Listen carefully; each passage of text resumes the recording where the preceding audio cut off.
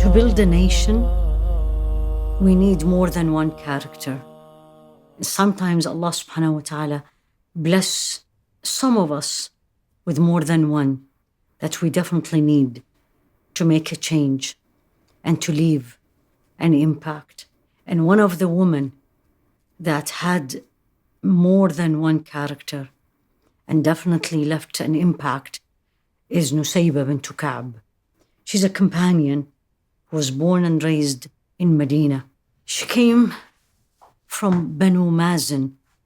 It's a clan from Al-Khazraj tribe in Medina. Her mother name was Rabab bint Abdullah.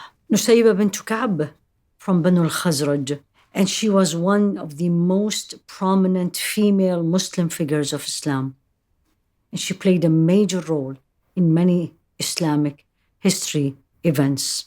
The reason she was extraordinary is her patient courage, sincerity, and dedication to this deen. She became a Muslimah before Rasul ﷺ migrated to Medina. She actually was one of the two women who traveled with the companions to meet Rasul ﷺ in Al-Aqaba and to pledge the allegiance to Rasul ﷺ. The allegiance of Al-Aqaba is when a delegate from Medina went to meet Rasul ﷺ on the outskirts of Mecca. And that event and that allegiance changed the history of Islam, because that's when Rasul ﷺ felt the people of Medina are willing to accept him. And this actually made or paved the road for the migration to Medina, which basically changed the Islamic history. She was very courageous, and history will write this for her. Not only she, her husband, she married twice, and her 4 sons. Her landmark courage was seen on the day of Uhud, the famous battle where originally the Muslims actually won. And at that point, she was in the battlefield taking care of the wound. When things turned around and the Muslims start to lose, that's when she started fighting like no other fighter. It's reported that she got 12 wounds from that day when she fought to save the Rasul ﷺ. Her son was with her fighting, Abdullah, and he was struck with a sword in Uhud. She came to him, wrapped his wound with a band-aid, and told him, go back and continue fighting. Rasul ﷺ saw that, and he looked at her and says, who can do what you did, Ya Amara? This is actually her nickname. The man who struck her son, Abdullah, came back to the battle.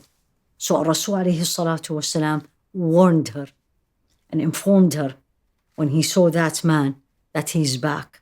And Nusaybah herself, that woman, confronted the fighter, knocked him down off his horse. And then she actually and her son Habib killed that man. Rasul ﷺ said about her, I did not, in that battle, I did not turn right or left, except that I saw her fighting for me.